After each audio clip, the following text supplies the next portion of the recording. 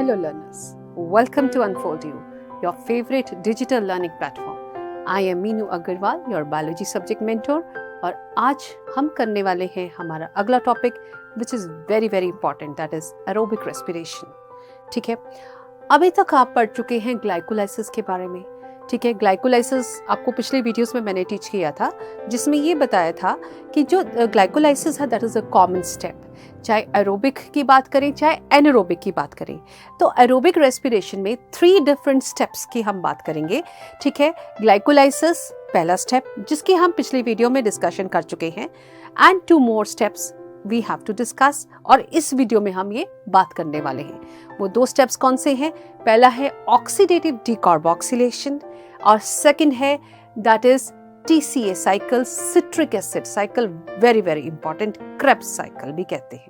ठीक है, तो let us start with aerobic respiration. आपको पता है एरोबिक रेस्पिरेशन क्या होती है? इसमें ऑक्सीजन बहुत जरूरी है.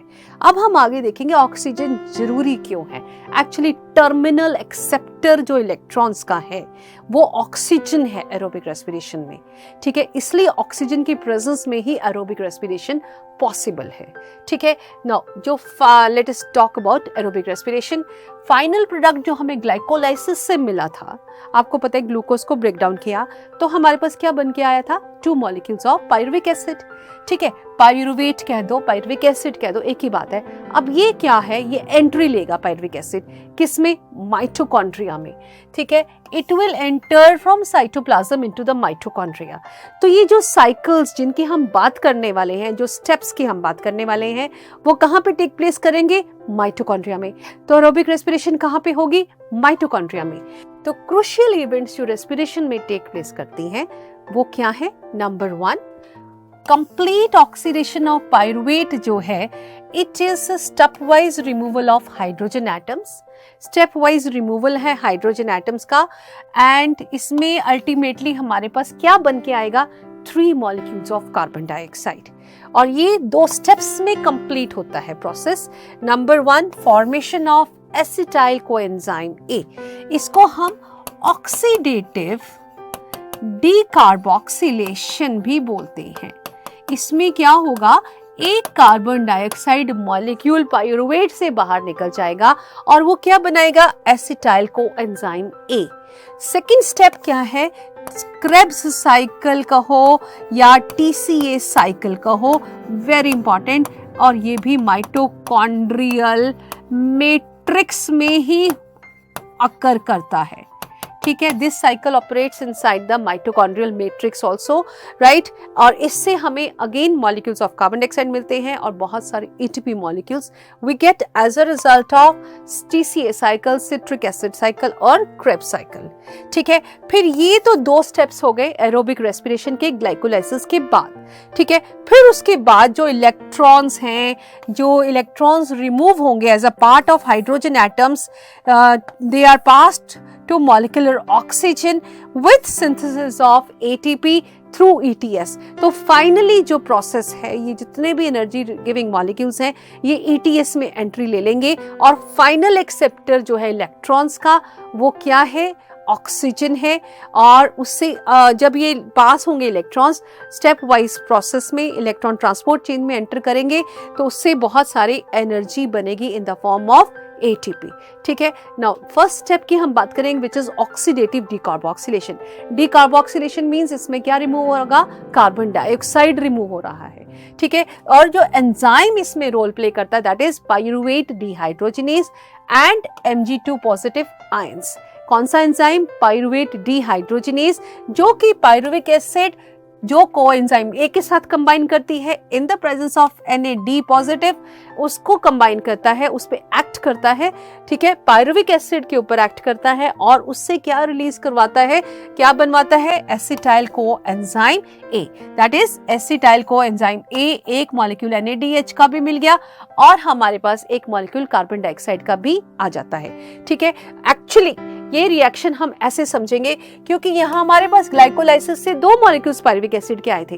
कितने? 2 मॉलिक्यूल्स। जब 2 मॉलिक्यूल्स पायरुविक एसिड के ब्रेकडाउन होंगे तो 2 ही एसिटाइल कोएंजाइम A बनेंगे, 2 ही NADH बनेंगे और 2 ही कार्बन डाइऑक्साइड के मॉलिक्यूल्स रिलीज होंगे। ठीक है, तो this is the reaction which is oxidative decarboxylation.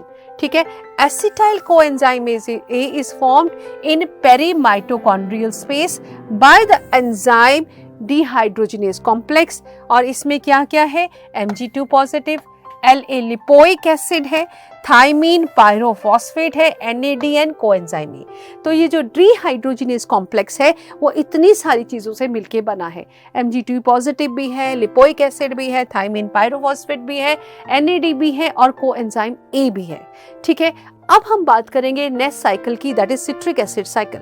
अब हमारे पास ऑक्सीडेटिव डीकार्बोक्सिलेशन से क्या बन के आ गया? Acetyl coenzyme A। Acetyl coenzyme A जो बना है वो एक लिंक रिएक्शन की तरह काम करता है, ट्रांजिशन में हेल्प करता है।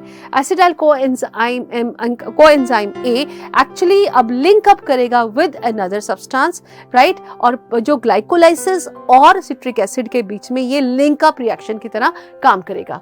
ठीक है, now let us understand certain points about citric acid cycle। citric acid cycle को हम TCA cycle भी बोलते हैं, Krebs cycle भी बोलते हैं। तो पहले हम समझ लें इसके नाम अलग अलग क्यों हैं। Krebs cycle इसलिए क्योंकि इस was discovered by sir hence Krebs. ठीक है, सर हेंस क्रेब्स ने इसको पहले डिस्कवर किया in the flight muscles of pigeon, तो इसलिए इसका नाम पड़ गया Krebs cycle। TCA साइकिल इसलिए या सिट्रिक एसिड साइकिल इसलिए क्योंकि जिसमें फर्स्ट स्टेबल प्रोडक्ट बनता है। क्या बनता है? फर्स्ट स्टेबल प्रोडक्ट जो बनता है वो क्या है? सिट्रिक एसिड है, इसलिए इसको बोलते हैं TCA साइकिल या सिट्रिक एसिड साइकिल। ठीक है, now it is also called citric acid cycle as one of the participating compounds. All the enzymes, reactants, intermediates and products जो भी बनते हैं TCA साइकिल के, they are found in the matrix। जितने भी products हैं या एंजाइम जो भी यूज हो रहे हैं सब कहाँ मिलेंगे? इस साइकिल के मैट्रिक्स में, माइटोकॉन्ड्रिया के मैट्रिक्स में। सिर्फ एक एंजाइम नहीं मिलता, वो है सुकिनेट डीहाइड्रोजिनेज। वो कहाँ मिलेगा? इनर माइटोकॉन्ड्रियल मेम्ब्रेन पे लोकेटेड है, राइट। सुकिनेट डीहाइड्रोजिनेज एंजाइम कहाँ लोकेटेड है? इनर माइटोकॉन्ड्रियल मेम्ब्रेन पे। Synthesis of GTP by conversion of succinyl coenzyme A to succinic acid. एक स्टेप आएगा जब हम साइकिल देखेंगे जिसमें सुकिनाइल कोएंजाइम में एक इंटरमीडिएट प्रोडक्ट है, वो सुकिनिक एसिड में कन्वर्ट हो जाता है और जब वो कन्वर्जन होती है तो GTP बनता है और GTP जो है डायरेक्ट सिंथेसिस ऑफ ATP से कपल्ड है और उस तरह के जो प्रोसेस को हम क्या बोलते हैं? Substrate level phosphorylation. ठीक है, अल्टीमेटली हम जब पूरा साइकिल स्टडी कर लेंगे तो हमारे पास क्या बन के आएगा? 3 NADH, 3 NADH, एक पायरुविक एसिड की ब्रेकडाउन की बात कर रही हूं, not 2, right, 1 FADH and 1 GTP। अगर 2 मॉलिक्यूल्स, क्योंकि बिकॉज 2 मॉलिक्यूल्स पायरुविक एसिड के इसमें ब्रेकडाउन हो रहे हैं तो हम सबको 2 से मल्टीप्लाई कर देंगे। इसमें 6 NADH 2 बनेंगे फाइनली, 2 FADH 2 बनेंगे finally and 2 ATP molecules will be produced. वो हम बाद में कैलकुलेट करेंगे at the end of the cycle. ठीक है, 1 molecule of acetyl coenzyme A gives 12 ATPs during oxidation through the Krebs cycle. ठीक है, 1 acetyl coenzyme A, it results in 12 ATPs during the oxidation process. ठीक है, now let us understand the cycle step by step. अब हम इसको जो initial phases हैं इसको हम 3 हेडिंग्स में भी डिस्ट्रीब्यूट कर सकते हैं। पहला आ गया कंडेंसेशन, ठीक है, सेकेंड आ गया reorganization and third is one is condensation, reorganization and decarboxylation। अब ये decarboxylation 2 times take place करेगी। ठीक है, हम कुछ स्टेप्स को ऐसे समझ लेंगे। पहले स्टेप में क्या होता है ये तो आपको पता है, this is a link reaction. Acetyl coenzyme में तो हम बना चुके पिछले रिएक्शन में एसिड डीकार्बोक्सिलेशन के द्वारा। अब एसिटाइल कोएंजाइम में जो कि लिंक रिएक्शन है ग्लाइकोलाइसिस और क्रेब्स साइकिल के बीच में एक लिंक की तरह काम करता है एसिटाइल कोएंजाइम ए। ठीक है, अब हमने जब एसिटाइल कोएंजाइम ए बनाया था, आपको पता है कार्बन डाइऑक्साइड भी निकला था और एक NADH भी हमारे को ऑब्टेन हुआ था। ठीक है, अब अगर हम बात करें एसिटाइल कोएंजाइम की further entry into citric acid cycle, तो कोएंजाइम ए जो है acetyl coenzyme A, it will undergo this condensation reaction. It will undergo first of all condensation reaction and it will form this product which is called citric acid. This is the first product formed और ये किसकी कौन सा enzyme यहाँ पे use होता है? सिट्रिक acid synthetase. Citric acid synthetase use होता है और फर्स्ट स्टेबल प्रोडक्ट बना that is 6 carbon citric acid. ठीक है, अब ये जो सिट्रिक एसिड है ये क्या करेगा? रीऑर्गेनाइजेशन करेगा, सिस एकोनिटेट में कन्वर्ट होगा और ये आगे जाके कन्वर्ट होगा किसमें? आइसोसिट्रेट में, और आइसोसिट्रेट फिर कन्वर्ट होगा ऑक्सैलोसुकिनिक एसिड में। ठीक है, और ऑक्सैलोसुकिनिक एसिड वापस कन्वर्ट हो जाएगा इनटू अल्फा कीटोग्लूटारेट। ठीक है, अब ये जो है सिसोकोनिटेट आइसोसिट्रेट, ये एकोनिटेज एंजाइम की प्रेजेंस में होता है रिएक्शन। किस एंजाइम की प्रेजेंस में होता है? एकोनिटेज एंजाइम की प्रेजेंस में ये रिएक्शन टेक प्लेस करता है। ठीक है, so this is enzyme and this is citric acid synthetase. ठीक है, अब ये सिस एकोनिटेट पहले बनाएगा आइसोसिट्रेट। ठीक है, आइसोसिट्रेट फिर किस में बदल गया? ऑक्सैलोसुकिनिक एसिड में बदल गया। ठीक है, अब ये आइसोसिट्रेट जो है इट अंडरगोज डबल कार्बोक्सिलेशन। ठीक है, आइसोसिट्रेट जब एक कार्बन डाइऑक्साइड यहां से बाहर निकलेगा और it will change into oxalosuccinic acid. ठीक है, अब आइसोसिट्रेट डिहाइड्रोजिनेज की प्रेजेंस में ये बन जाएगा अल्फा कीटोग्लूटारिक एसिड। और जब ये प्रोसेस टेक प्लेस करता है दिस स्टेप, इसमें एक NADH ऑब्टेन होता है। तो हमने यहाँ पे डायरेक्टली बना दिया अल्फा कीटोग्लूटारेट, यहाँ पे एक कार्बन डाइऑक्साइड निकाल दिया और यहाँ पे NADH जो है सिंथेसाइज होगा। ठीक है, NAD पॉजिटिव और NADH प्लस H पॉजिटिव। ठीक है, फिर से मैं एक बार रिपीट कर दूं ये स्टेप्स को। एसिटाइल कोएंजाइम ए, सबसे पहले कंडेंसेशन होगी in the presence of enzyme citric acid synthetase और ये क्या बनाएगा? सिट्रिक एसिड बनाएगा। ठीक है, और यहाँ पे एक molecule of water it will lose. ठीक है, और फिर सेकेंड स्टेप में क्या करता है? वो रीअरेंज करता है पहले अपने आप को, आइसोसिट्रेट बना देता है। ठीक है, रीअरेंज करके, और आइसोसिट्रेट जो है डबल कार्बोक्सिलेशन होती है उसमें, और फर्स्ट स्टेप में पहले ऑक्सैलोसुकिनिक एसिड बनेगा। ठीक है, ऑक्सैलोसुकिनिक एसिड से अल्फा कीटोग्लूटारिक एसिड बनेगा। अल्फा कीटोग्लूटारिक एसिड फिर जो है एक नेक्स्ट प्रोडक्ट में चेंज हो जाएगा which is called succinyl coenzyme A. ठीक है, जब ये किसमें कन्वर्ट होगा तो एक कार्बन डाइऑक्साइड मॉलिक्यूल को रिलीज करेगा। क्या रिलीज करेगा? कार्बन डाइऑक्साइड को रिलीज करेगा। और यहाँ पे जो एंजाइम यूज होता है that is alpha ketoglutarate dehydrogenase complex. ये एक कॉम्प्लेक्स एंजाइम का इस्तेमाल होगा यहाँ पे।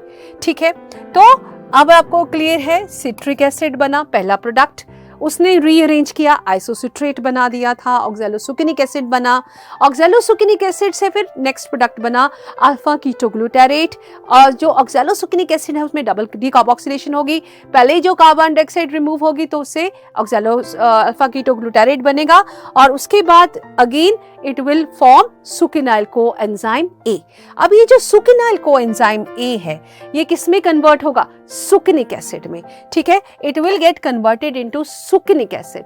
जो succinyl coenzyme A है it will release, ये एक इसमें GTP जो है इसमें यूज होगा, ठीक है, या हम ऐसे सिंपली भी इसको मैं आपको बीच में रिएक्शंस करके दिखा रही हूँ क्योंकि इसमें रिएक्शंस और भी इन्वॉल्व हैं, इसलिए करके दिखा रही हूँ. आप इसको ऐसे भी याद कर सकते हैं सिंपली जैसे एनसीईआरटी में दिया है. सिट्रिक एसिड से सीधा अल्फा कीटोग्लूटारेट, इसके बीच में बहुत सारे रिएक्शंस आ गए, वो मैंने आपको एक्सप्लेन किए, और इसमें कार्बन डाइऑक्साइड लूज हुआ और एक NADH इसमें बन गया.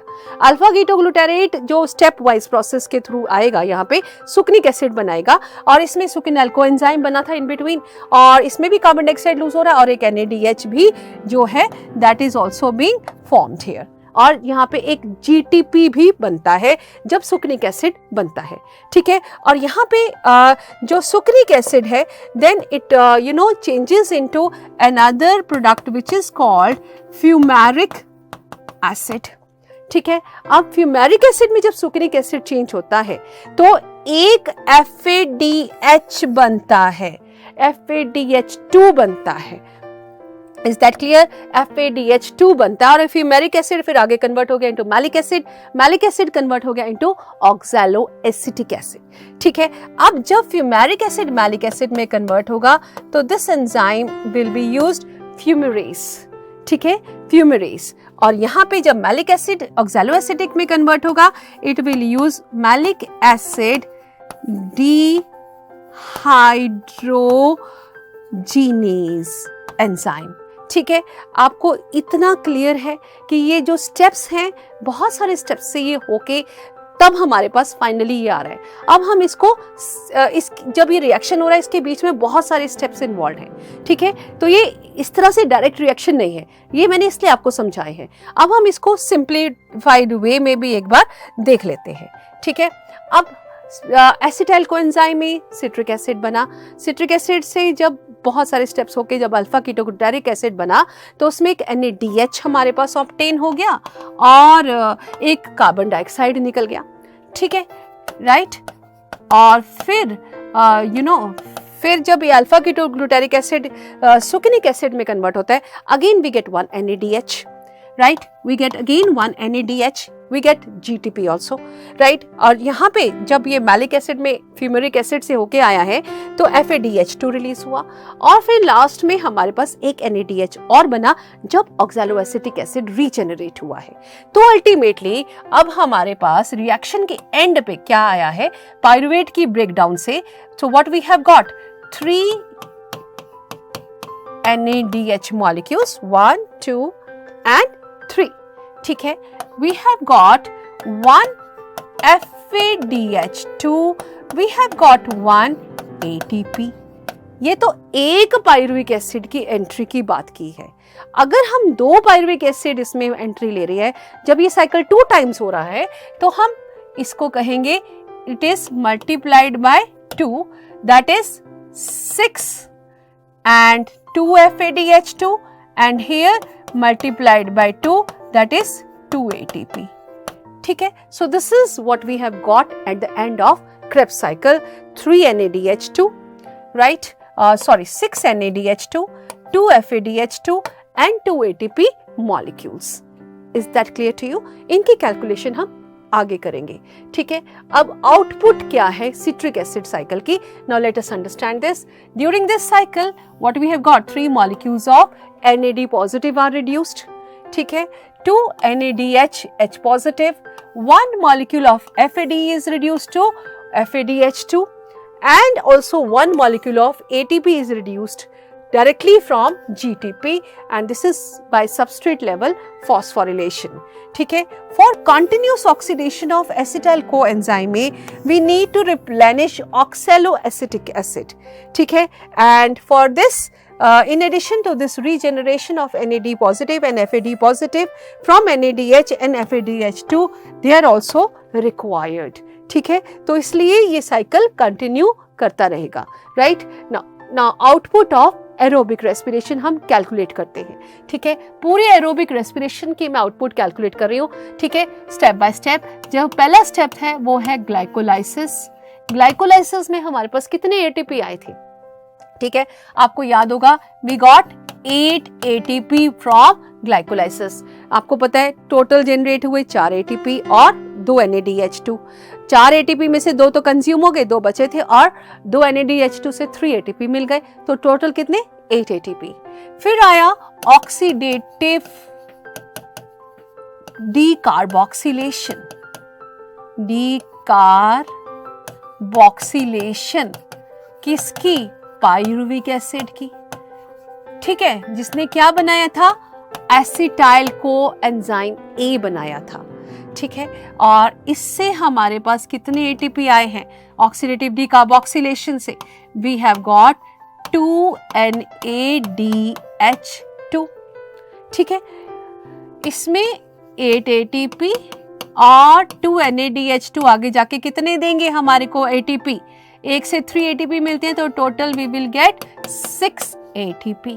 ठीक है, एक NADH2 जब इलेक्ट्रॉन ट्रांसपोर्ट चेन में जाता है तो 3 ATP मॉलिक्यूल्स जनरेट करता है, तो टोटल ATP जो है हम कह सकते हैं 6 ATP हमारे पास आ जाएंगे due to oxidative decarboxylation of pyruvic acid.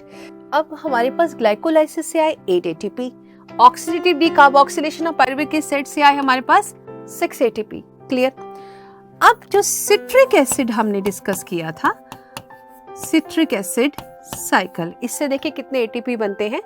हमारे पास आया था 6 NADH2, we got 2 FADH2, we got 2 ATP molecules। 6 NADH2 जो हैं they will give us 18 ATP at the end of electron transport chain।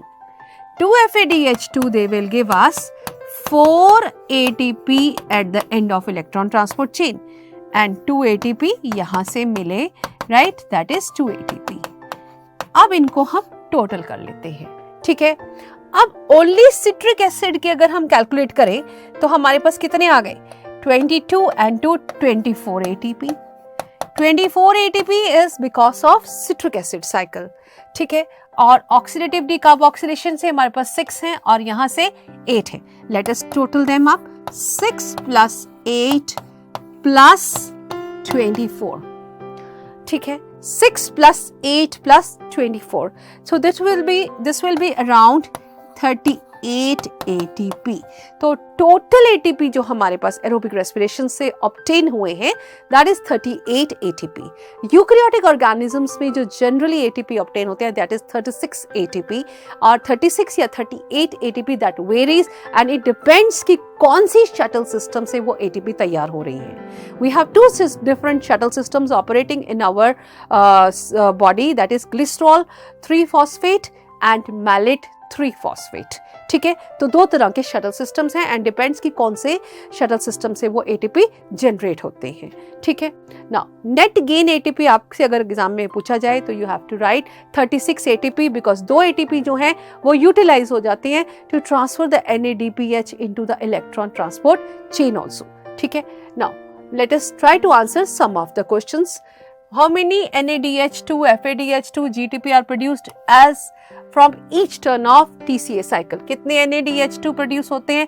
Each turn की बात कर रहे हैं, 1 turn की बात कर रहे हैं, तो 3 NADH2 1 turn, 2 FADH2 and 1 ATP। तो this is 1 turn की हमने बात की। Where does Krebs cycle takes place? It takes place in mitochondrial matrix। कहाँ पे होता है? Mitochondrial matrix। Define oxidative decarboxylation। What is oxidative decarboxylation? Means removal of carbon dioxide from pyruvic acid and it forms acetyl coenzyme A।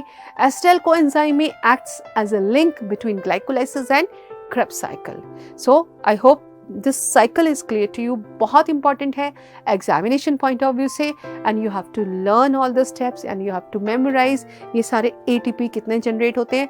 अगर हम बात करें NEET की, NEET के लिए भी बहुत ज़्यादा इंपॉर्टेंट साइकिल है, right. Now I hope you have understood whatever we have discussed today। We will come again with another interesting video very shortly। Till then, keep learning, keep sharing and goodbye।